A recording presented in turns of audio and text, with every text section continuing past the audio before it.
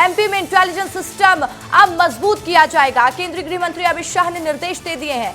राज्य सरकार के कई एजेंसियों को कोऑर्डिनेशन के निर्देश दिए गए हैं। नक्सल प्रभावित क्षेत्रों में अब नेटवर्क सिस्टम तैयार किया जाएगा और ये नेटवर्क सिस्टम तैयार किया जाएगा नक्सलवाद को जड़ से खत्म करने के लिए। तो पूरी तैयारी नक्सलवाद को खत्म करने के लिए हो चुकी है।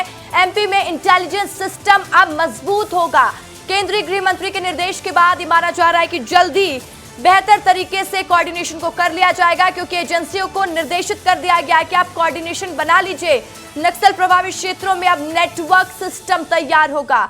विवेक पांडे मेरे सहयोगी ज्यादा जानकारी के साथ लाइव जुड़ चुके हैं।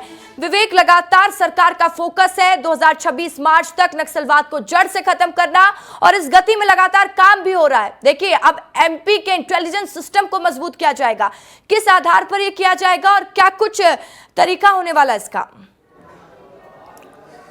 देखिए, देश के गृह मंत्री अमित शाह के साथ आज मुख्यमंत्री मोहन यादव, डीजीपी सुधीर सक्सेना और चीफ सेक्रेटरी अनुराग जैन की बैठक थी। कुछ और राज्यों के भी वहां पे मुख्यमंत्री और पुलिस के अधिकारी मौजूद थे। अमित शाह ने सबसे महत्वपूर्ण बात जो मध्य प्रदेश को लेकर कही है कि मध्य प्रदेश में 3 जिले हैं जो सबसे ज़्यादा नक्सली प्रभावित क्षेत्र हैं, खासतौर पर बालाघाट, डिंडोरी और मंडला। यहाँ पे खुफिया इनपुट बेहतर बनाने के लिए, इंटेलिजेंस सिस्टम बेहतर बनाने के लिए केंद्रीय गृह मंत्रालय की तरफ से निर्देश दिए। इसके अलावा जहाँ तक कनेक्टिविटी नहीं पहुँच पा रही है, मोबाइल टावर की बात हो या फिर सड़क कनेक्टिविटी, ये दोनों ही मुद्दों पे काम करने के लिए राज्य सरकार को निर्देश दिए गए हैं। जब पिछले दिनों छत्तीसगढ़ में हमला हुआ था, तब भी मध्य प्रदेश के डीजीपी और मध्य प्रदेश के मुख्यमंत्री और गृह मंत्री मोहन यादव मुख्यमंत्री आवास इस बात को लेकर बैठक कर रहे थे कि बालाघाट से संभवतः छत्तीसगढ़ से होते हुए मध्य प्रदेश नक्सली दाखिल हो सकते हैं। उस पर हॉक फोर्स के तमाम सारे अधिकारियों को कहा गया कि छत्तीसगढ़ की सीमाओं पे पैरामिलिट्री फोर्सेस को वहां पे डिप्लॉय किया जाए, जिससे छत्तीसगढ़ से मध्य प्रदेश में नक्सली न प्रवेश कर पाए। और सबसे महत्वपूर्ण बात है कि जब